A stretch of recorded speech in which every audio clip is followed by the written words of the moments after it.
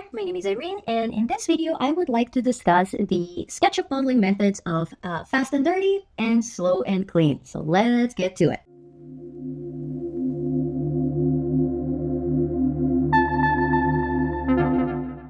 Alright, so I know that those names are kind of funny. They are not the names that you would find in any kind of book. I just came up with them through the years of working with SketchUp.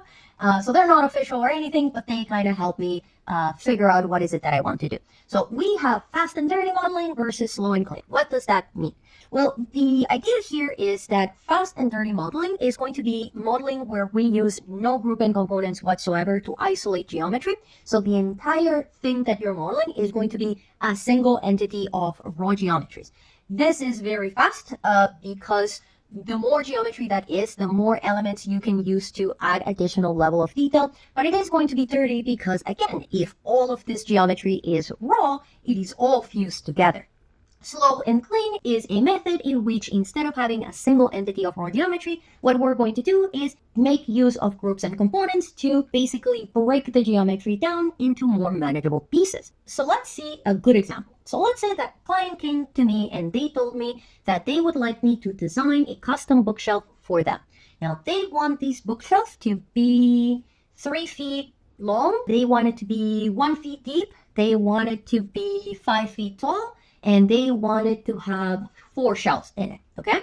So let's first use fast and dirty to model this bookshelf, right? So because I'm doing fast and dirty, I am going to start with the outline of my bookshelf. So because that would be kind of like the floor plan view of my bookshelf, I'm gonna switch to my top view, right? And I'm gonna start with a rectangle, which is gonna be my bookshelf shape. And we said that it was 3 feet by 1 feet, enter. Okay, so that is kind of like the outline of my bookshelf. Great. Now I'm going to pull it 5 feet up. Perfect. Okay. And now the client didn't give me any detail as to how thick he would like the framing or the shelves to be. This is another advantage of working with fast and dirty. If you don't have a lot of details, it's fine. Like, you can just kind of wing it. So let's say that I'm going to use my offset tool and I'm going to create an offset of, let's just go with 1 inch. There you go. Now I'm going to push pull to create basically like the inside of my bookshelf. So P for push pull. Now I have to be careful because if I push pull it all the way to the face, it's going to make it collapse, right? It's going to make it disappear. We already learned that in previous videos. And I don't want that because bookshelves have a back. So I need to undo here. And what I'm going to have to do is basically calculate what is my distance. So let's say that if my bookshelf is 1 feet deep, let's say that my push-pull here is going to be, I don't know, 11 inches. Again, these dimensions are not perfectly realistic, but they serve their purpose for this exercise. Okay, we're almost done. Now we just need the shelves, and check out this nice little trick. One of the advantages, as I said, of fast and dirty is that the more geometry there is, the more stuff you can use to build the next element in your model. So for example, for my shelves, instead of me having to draw a rectangle, and then push pull it, check this out. This face here is exactly the outline of my shelf. So what I can do is go M for move. I'm gonna pick it up on this corner, right? Now, if I just pick it up, then I'm gonna be doing deformation, which is not what we want. If you wanna better understand deformation, you can go to my previous video. So instead, what I'm gonna do is press Control, because what I wanna do is make a copy. Now, I said that my client wanted, I think it was 4 shelves, but I don't want to have to go like click, click, click, click, especially because I don't know how much space I need to leave in between the shelves. I could do the math, but I'm too lazy. So instead, what I'm going to do is, with this copy of that face, I'm going to come and place it here at the top. Click. And now, if you remember, I have a beginning and I have an end of my shelf. So what I can do is say /4, enter. Oh, no, /5, enter. And there are my 4 shelves equally spaced on my bookshelf. Now, to finish up, all I need to do is give them a thickness. So I'm going to go P for push pull, and I'm going to make sure that I press Control so it's making geometry and not deforming geometry. Remember, push pull can either create geometry or deform geometry. So I'm going to give it 1 inch, 1 inch, 1 inch, and 1 inch. And there you go. So as you can see, this is a pretty fast method, and I have a perfectly good bookshelf.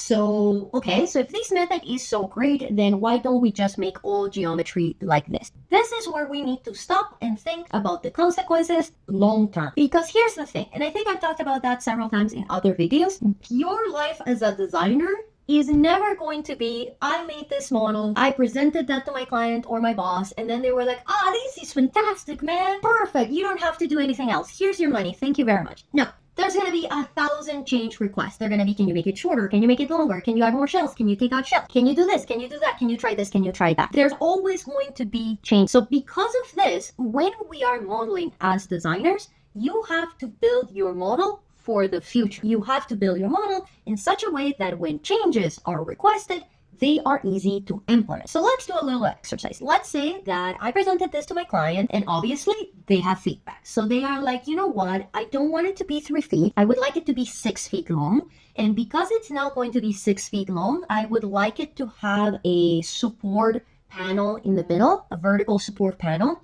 And also, I think that 4 shells is too much. I would like it to be 3 shells. Okay, sure. Let's see how we can make these changes. So the first change is not that hard.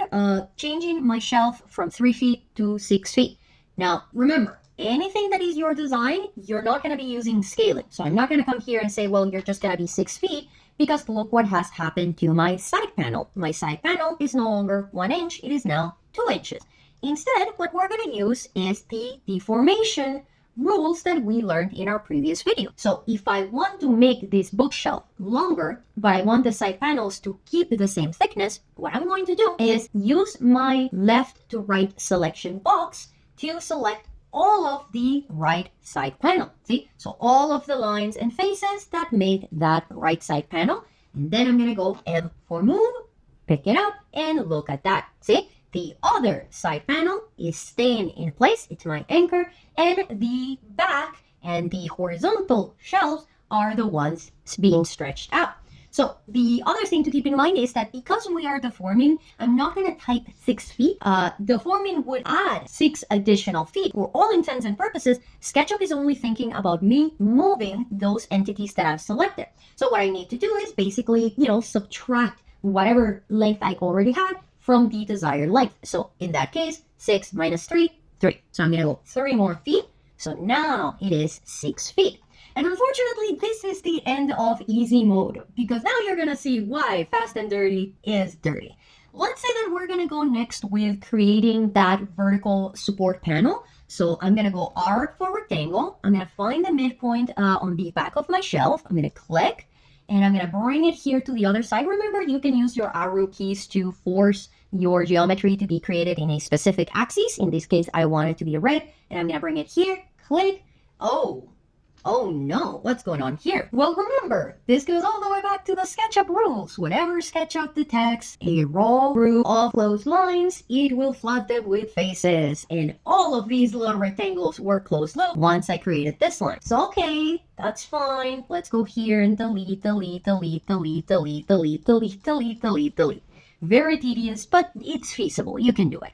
Okay, fine. Now let's give a thickness to this guy here. We're gonna go, control, so it's creating geometry, 1 inch. Okay, that's not so bad. Before I move forward, this is bothering me a little bit. This goes back to keeping your model clean. Remember, like these lines, whenever I see them, they're indicating to me that we are either working with different materials or different geometry altogether. So it's like, this is one panel, this is one panel, this is one panel, this is one panel, and then you have these weird little cube there. That's not how shells are built. When you're building shells, either the vertical element is continuous and the horizontal shells stop at the vertical element, or the horizontal element, the shells are continuous and the vertical supports stop at the shells. So either way, I cannot keep all 4 of these guys. So let's say that in my case, I want the vertical element to be the continuous one. So I'm going to select this little line here and select that little line there, and I'm going to delete it. Oh, Christ. Right. Remember, those 2 lines are part of the boundary that defines the faces that make your shelf. Crap. So now I need to recreate these. Right. Oh, no. So I'm not even going to bother doing like the changing from 4 shelves to 3 shelves. You can see what is the problem here. Because the entirety of the bookshelf is raw geometry, it's very reactive. So every time that I make a change, I break something in the process. This is very bad. This is not how you want to build your models. But if this is so bad, then why am I even bothering showing you this method? The reason is that although it is not the greatest method ever, it does have its purpose. Because remember, it is fast. So this is a really good method to use if you are in a crunch. If your boss comes to you and tells you like, okay, I need you to quickly whip out a model for me. It doesn't need to be perfect. I just need to see something. Fast and dirty is a really good way to quickly accomplish that goal. It is also really good if you don't want to waste a lot of time making a perfect model that may not even be exactly what they're going for. So there are uses for fast and dirty. But what we really want to do, for the most part, is build our models slow and clean. So in order to work with slow and clean, we need to slow down. So let's say that I'm going to start with the same bookshelf requirements, right? It was 3 feet long, 1 feet deep, 5 feet tall, and then 4 shelves in between. But what I'm going to do this time is, instead of starting right away with modeling, what I'm going to do here is break my model into parts.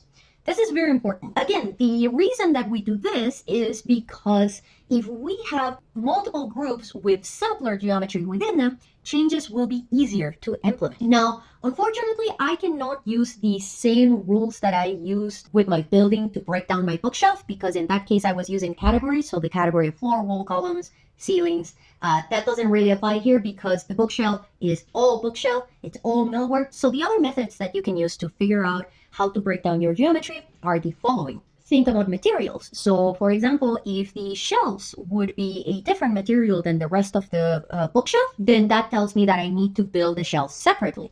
Another thing is whether elements repeat or not. Again, with the shelving.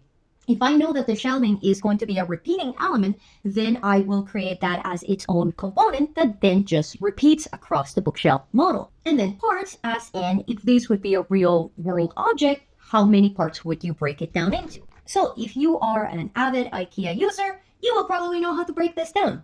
Basically, what I'm going to be doing here is I'm going to be breaking down my bookshelf into, obviously, shelves will be their own entities and they're going to be components. My side panels, bottom panel, top panel, back panel. All right, so let's get to it. So what I'm going to do this time, I can start either in a front view or in a top view. It doesn't really matter. I'm going to start in the top view. But what I'm going to do this time is, instead of making a rectangle for like the full dimension of my bookshelf, remember, now we're going to be breaking it down. So what I'm actually going to do instead is start just with one of the side panels. So let's say that my side panel, again, we're going to keep the same dimensions that we were working with before. So it's going to be 1 inch, 1 feet, enter. There we go. And now I'm going to pull it 5 feet. There you go. There is my side panel. Now, before I move on to modeling the next part, what I am going to do is isolate this part. So I'm going to go click, click, click, right click, and now I can either choose to make it into a group or make it into a component. Again, in my experience, people tend to go into two camps. Either they make everything into components or they use both groups and components. For this exercise here, I'm going to be using groups and components based on whether the element repeats or not. So should a side panel be a group or should it be a component? Well, there are two side panels. So it's going to be a component. I'm going to make it a component and I'm going to call that component side panel. Enter. There we go. Beautiful.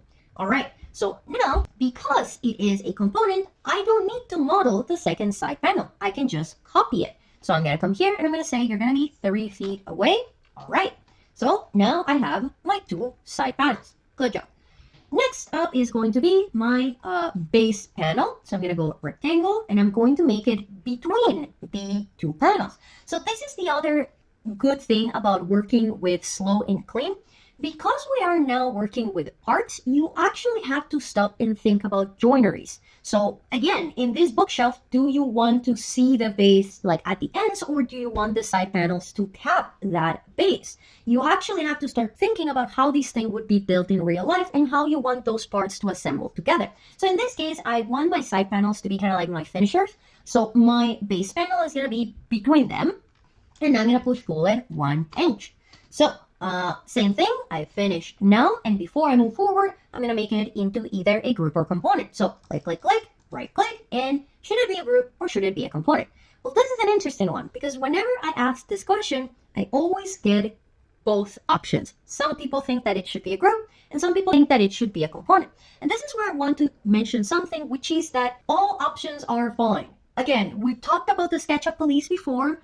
They're not going to come get you if you choose the wrong choice. The important thing here is for you to understand why you're making the decisions that you're making. So in this case in particular, when I asked people, why would you make it a group? They said, well, because the base panel is different than the top panel. The base panel has those like little wheels. It sometimes has a little bit of a recess. Like, it's different. And I was like, okay, yeah, that's valid. And the people that said that it was a component said because it's the same panel, it's the same thickness, there's no additional detail. And they were also correct. The idea here is to understand that as long as you have a system and as long as you are following a logic when deciding whether you're using groups and components, it's fine. Also, keep in mind that if you make something as a component and then you're going to want to change only one of them, you have to use make unique first. Or if you want them later to both become the same thing, you're going to have to make them into a component and basically replace one of them. So in this case, I'm going to make my base as a group, and then I'm going to make my top as a different group. So I'm going to push pull down this time, and I'm going to go click, click, click, and I'm going to make it into a group. Great, we're making good progress. Now let's make the back panel. Once again, this modeling method allows you to stop and think how things are actually built. So is this back panel going to be fitted within this frame, or is it going to be the IKEA style where the back panel is this like flimsy cardboard thingy that is just nailed to the frame? So in this case, I'm going to make it like IKEA flimsy. So I'm just going to draw a rectangle and I'm going to give it just like a little bit of a thickness. I don't need it to have like a full 1 inch. See? So I can go click, click, click, right click. And once again, how many back panels we have?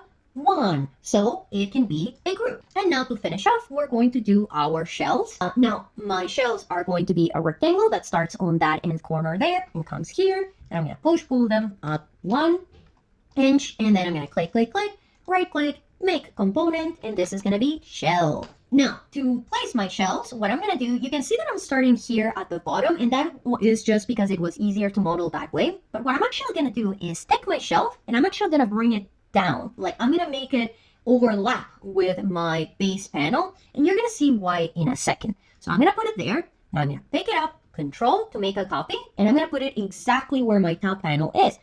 Now, keep in mind that these elements are technically speaking the same dimensions, but the bottom and top are groups, and my shelf is a component. So I'm going to place it here, and then /5, enter, and there are my 4 shelves. Now, remember, now I have 2 elements here. I have the group that is my top panel, and I have the shelf. So all I need to do is click to select, and I just want to pay attention. See how it's telling me that it's selecting the group? Uh-oh, that's not what I want. So I can, for example, temporarily hide this guy, select. There is my shelf. I can delete that. And then what I can do to retrieve my top shelf is either go to edit on hide all, or in previous lessons, we learned the fact that we can use the hidden geometry and objects options. So I'm going to go hidden objects. There's my shelf. Right click on hide. Let's do the same thing with this guy here. If I select this, that's a group again. Right click, hide, then select the shelf and delete. Turn on hidden objects and on hide. Beautiful. And there is my shelf. Once it's done, like I usually finish it up by making the whole shelf into a group or component. I'm not going to be doing it yet because I know that there's changes coming. Same thing with this guy. Even if I made it as fast and dirty, at the end you still want to isolate it because remember, you should never have raw geometry in your model. So now let's do the changes and see how they work with a slow and clean model. So as you can see, this model took a little bit longer to build because I was basically having to build each entity from the ground up, and then I had to isolate it, and if it was a component, I had to give it a name. So it takes a little bit longer.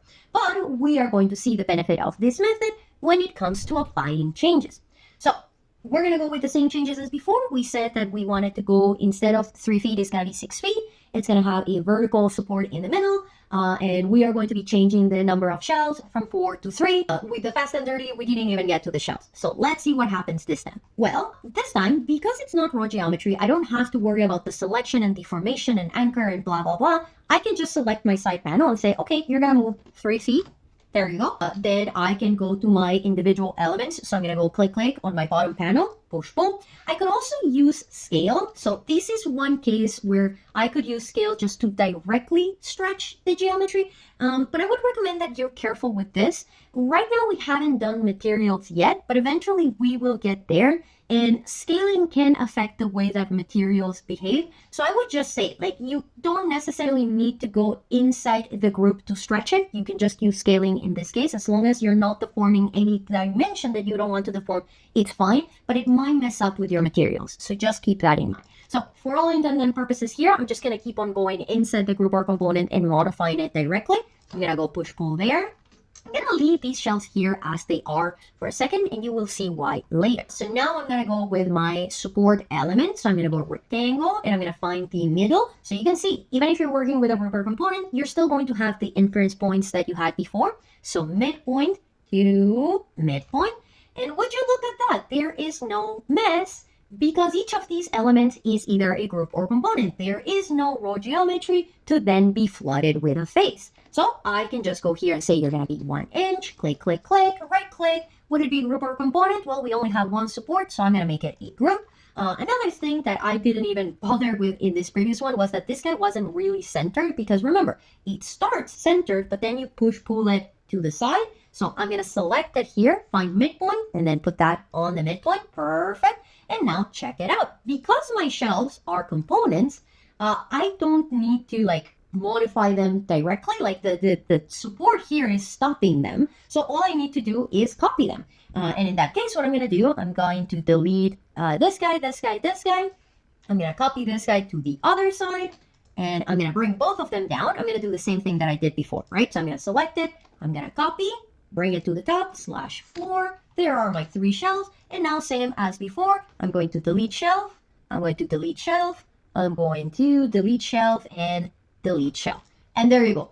Look how much easier I did the changes here. But it gets even better because I can add even more detail. Let's say that the client comes with additional changes and now they tell me that they want this base to be a little bit bigger. They want it to have a little bit of like a recessed head. So because my base and my top are 2 groups, I can just come to my group and say, okay, you're going to go up a little bit. Well, let's say that you're going to be, instead of 1 inch thick, let's say that you're going to be 3 inches thick. And then let's say that I am going to select this line and I'm going to copy it down 1 inch. So that way we still have that like frame element. And then I can push this guy in like 1 inch. So there you go. Now we have a base. And then to fix this guy, again, I can either use scaling to stretch it, or I can go directly into the group or component. So I can do this, and there you go. Let's say that the client then comes back to me and tells me that they want the shelves to not be rectangles. They want them to be kind of like rounded on the edges. Well, check this out. I can go here, and what I'm going to do is I'm going to use a tool called Hide Rest of Model. We talked about it before. So I'm going to go View, Component Edit, Hide Rest of Model. And what I can do here is say, if I want to kind of like carve out a kind of like a circular shape out of my shelf, what I'm going to do here is, let's say I'm going to draw a line here. Oh, I don't need to draw a line. I'm just going to do it like this. I'm going to bring it down, and then I'm going to bring it, I don't know, there. Sure. And then check it out. I'm just going to go push-pull to the end, there. And then I'm going to go push-pull to the end. And would you look at that? Because it's a component, all of them have been updated. So see, this is why we use the slow and clean method. It might be more tedious when you're initially modeling, but when we have to start doing changes, it is actually much easier because you can just do the change to the single part of the model that requires the change. And you don't have to live with this fear in your heart of like, oh my God, am I gonna break something else in the process? So that's why we have 2 methods. They serve different purposes. And in fact, you can work with both methods in the same project. Sometimes when I'm working in a project and I'm on the early stages, I may start with a fast and dirty model, and then I will replace it with my more detailed model. I do these very often when I'm doing millwork. So when you're cabinetry, carpentry, woodwork, when you're doing that, usually when you're first presenting your ideas to the client, you just want to get the general approval for the layout. So like, you know, where things are, like how do you want things distributed, shapes in general. And then when you get that approval, that's when you start thinking about like detailing, like edges, trims, you know, joinery and that kind of stuff. So in those cases, I would usually start with a fast and dirty model just to get their approval. And then I would replace that fast and dirty model with a slow and clean model built with parts. So when change requests come in, it's going to be easier to implement. And with that, we have reached the end of this video. I hope you found it helpful. If you have any questions, by all means, feel free to type them in the comments. But otherwise, thank you very much for joining in. Thank you very much for sticking through, and I will see you in the next one. Have a good one. Bye.